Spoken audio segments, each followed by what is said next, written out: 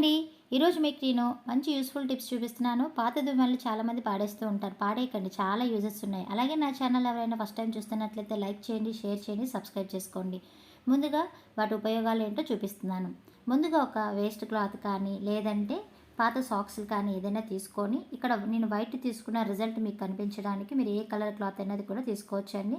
ఇలా కోంబు తీసుకొని కోంబు ఎడ్జ్కి ఇలా క్లాత్ని చుట్టేసేయండి. ఒక సాక్స్ అయితే సాక్స్ మిడిల్లో కోంబు పెట్టేసుకొని ఇలా టైట్గా పట్టుకొని జస్ట్ కొంచెం ఎడ్జ్కి తడపండి. తడిపి సోప్ కానీ సర్ఫ్ కానీ పెట్టుకొని మన ఫ్రిడ్జ్ డోర్కి నార్మల్గా బెల్ట్ ఉంటుంది కదండి, ఆ బెల్ట్ చుట్టూ చాలా మురికి ఉంటుంటుంది.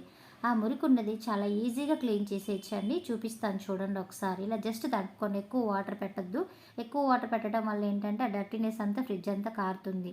చూడండి ఎంత దుమ్ముగా ఉందో కదా. చాలామంది ఏంటంటే పెన్స్ పెట్టి పుల్లలు పెట్టి ఇయర్ బడ్స్ పెట్టి క్లీన్ చేస్తూ ఉంటాం, కానీ చాలా ఈజీగా క్లీన్ చేసేసుకోవచ్చు. చూడండి జస్ట్ ఇలా కోమ్కి క్లాత్ కొంచెం సర్ఫ్ కానీ సబ్బు కానీ పెట్టి క్లీన్ చేసేస్తే మనకి లెంత్ ఎక్కువ ఉంటుంది, తొందరగా క్లీన్ అయిపోతుంది.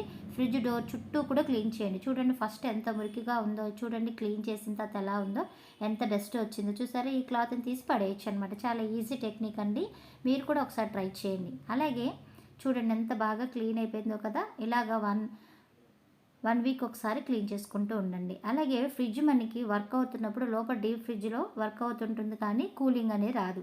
అలాంటప్పుడు ఒక చిన్న టెక్నిక్, లోపల బయట ప్రాబ్లం అనేది మనం తెలుసుకోవడానికి ఫ్రిడ్జ్ డోర్ వేసినప్పుడు అప్పుడప్పుడు టైట్ పట్టదు కదా, అది ఏంటంటే ఇలా ఒక పేపర్ పెట్టండి. పేపర్ పెట్టి డోర్ క్లోజ్ చేసేయండి. మనకి బెల్ట్ లూజ్ అయితే కనుక పేపర్ అనేది జారిపోతుందండి. ఫ్రిడ్జ్ డోర్ బెల్ట్ ఉంది కదా, అది లూజ్ అయితే పేపర్ అనేది కింద జారుతుంది. ఇప్పుడు టైట్గా ఉండడం వల్ల పేపర్ అనేది అలా నిలబడింది. మనం ఎంత లాగినా కూడా రాదు డోర్ తీస్తే కానీ. దాన్ని బట్టి మనకి ఫ్రిడ్జ్ బెల్ట్ లూజ్ అయిందా టైట్గానే ఉందా అని తెలుస్తుంది. ఒకవేళ టైట్ అయితే కనుక ఇబ్బంది లేదు, లూజ్ అయితే కనుక ఫ్రిడ్జ్ కూలింగ్ అనేది తగ్గిపోతుంది, అప్పుడు మార్చుకోవాలి.